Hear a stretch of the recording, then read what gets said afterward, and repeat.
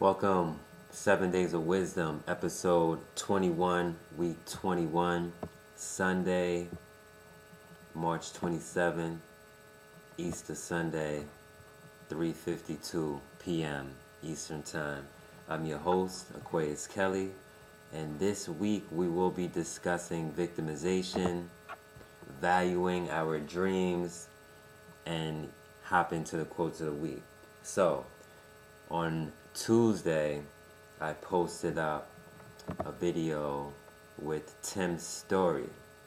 And for those of you who may not be familiar with Tim's story, he is a life coach to the stars, inspirational and motivational speaker as well. And there was just so much valuable information that I got when I checked out Tim Story's interview on Lewis Howe's School of Greatness podcast, which I posted the video on my website, loversambition.com, and you could check that out. I posted that on the 22nd, which was Tuesday, I believe. And the title of that particular episode was Overcoming Obstacles. However, two things in particular that I would like to highlight are victimization and then the importance of valuing our dreams. So number one, victimization. Tim mentioned that we have become a nation of victims, right? Maybe even a world of victims, where we've learned these stories, these victim stories that have worked for us in our life. No matter what that would be. Oh, I can't do this, I can't do that, I lack this, I lack that. Regardless of the story, it's always easier to fix the blame than to fix the problem. And I deal with this often, dealing with young people where they're always quick to point a finger at someone else. Oh, it was that person's fault, it was his fault, it was her fault. And as we grow into being adults, we often experience the same thing, even in the workplace. It wasn't my fault, it was this person's fault. Who do we have to blame? Who is not responsible for this? Who's responsible for that? Who's accountable for this? It's always about accountability, responsibility, and finding out who's responsible for what it is we didn't do, but we never want to take responsibility and accountability for the things that we did do, unless it's a good thing. So our life will be a lot better when we just take responsibility for our actions, even if it's super painful. That's the key word, super painful. A lot of times when things are painful, when things are not good, we want to shy away from it. We don't want to step up and take accountability for it. We don't want to be responsible for it, we need to get out of that. We need to learn how to step up, learn how to step out of being a victim. So step up and out of playing the victim role.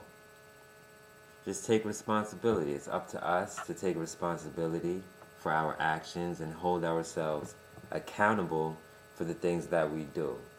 All right? A lot of times when we communicate that and learn our lessons and communicate our mistakes, we come up out of things so much more insightful and so much more wiser, so that we don't make those same mistakes again. And that's the most important thing, is holding ourselves as victims never enables us to learn from the mistakes that we've made in the past. So the longer we play the victim role, the longer we hold ourselves down in oppression. All right? So we have to step out of that victimization. Second point, valuing our dreams. Why is it important to value our dreams? Why not? Right? Without a dream, we're not living. We're born to dream. We're meant to dream. Dreams are in us. They're in our DNA. When we dial in to the real us, when we dial into what means the most to us, our true innermost selves, we're all dreamers. We're all dreamers.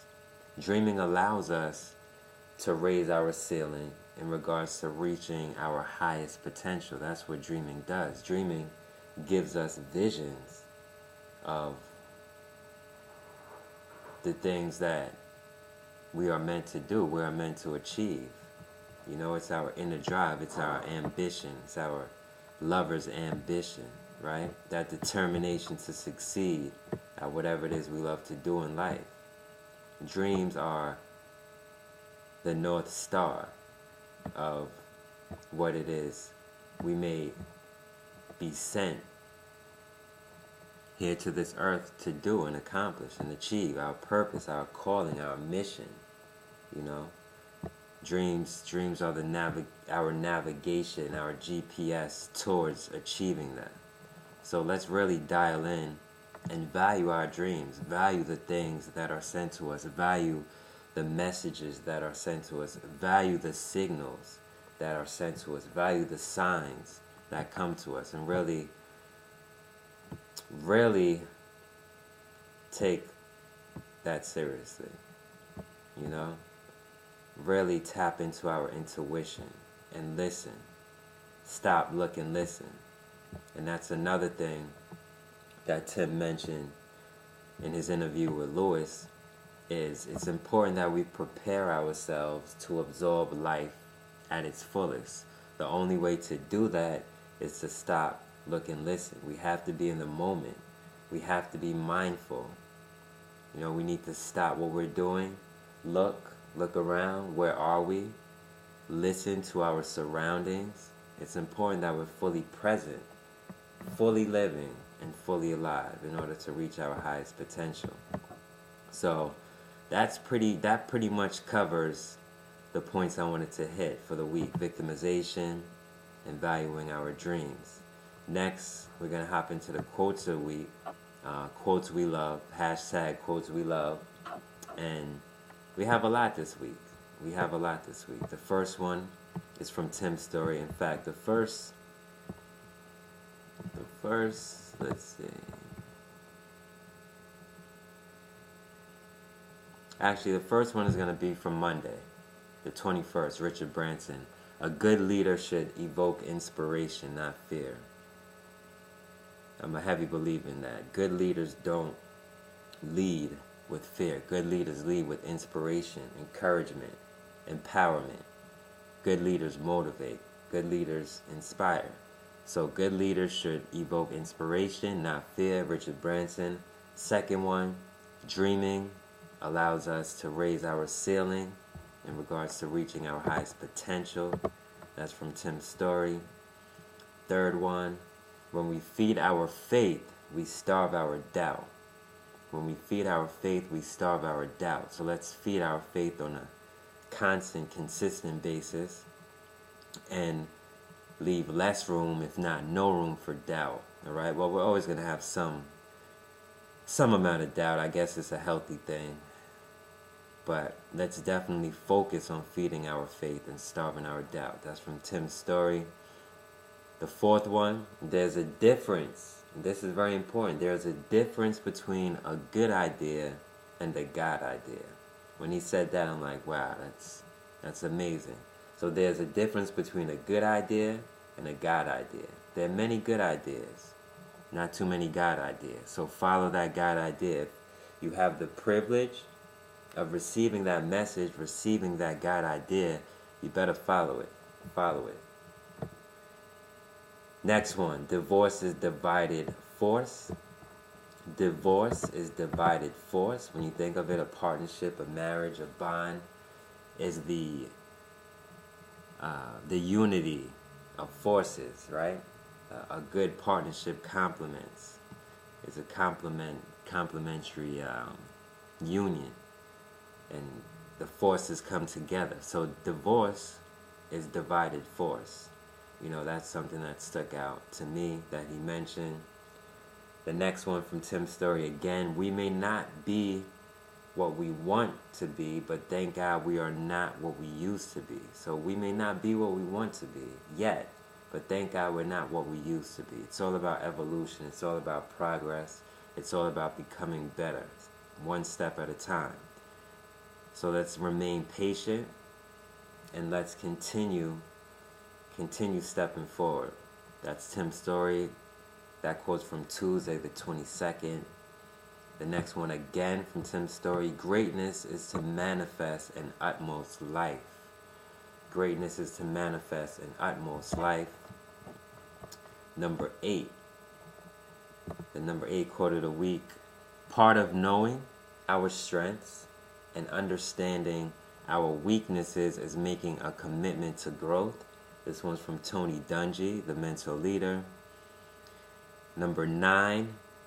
Get past the past. Forgiveness leads to freedom. Now this one was like my personal quote of the week. Get past the past. Forgiveness leads to freedom. That's from Tony Dungy again, the mental leader. A lot of times we hold on to too much. We don't know how to let go. You know, we're overwhelmed with resentment. We're overwhelmed with, being spiteful and being hurt by being hurt. We're hurt by being hurt. And sometimes we feel the need to hurt others. So it's important to get past our past and forgive. Forgiveness is what leads to freedom. Otherwise, we are not liberated. We are tied down to the weight on our shoulders, and we are tied down to what's hurt us in the past. And unless we're able to forgive, we are unable to be free. So that's number 9. And then finally, number 10. And this is from Friday, the 25th. A lifelong education is one of the best investments that we can make in ourselves throughout the duration of our lifetime, throughout our lifetime. So once again, a lifelong education is one of the best investments that we can make in ourselves throughout our lifetime. Education is an ongoing process. I'm not talking about school. I'm talking about education. A lot of times people go to school, they graduate, they get a job, and they no longer continue to educate themselves. Education is a way of life. It's developing skills. It's increasing your earning potential. The greatest in the world, right? We think Oprah, we think Warren Buffett, Bill Gates. Whatever you do, if you're a top performer at an elite level, a very high level, you are continuously learning. You are a student of life, right? So that's what I believe I am. I'm a student of life. The learning never stops, no matter what I'm doing. My head is always in a book. I'm always looking to learn, tutorials, documentaries, always. I'm always curious. The most successful people in this world are always curious to learn new things, all right? So let's approach life from that perspective always, just being students of life. School may stop, but education never stops, all right? So that is pretty much it for this week. 7 Days of Wisdom, episode 21, 13 minutes in. I just wanted to share that with you. I am looking forward to the upcoming week, what this week has in store. And that's it. We're signing off. Leave a comment.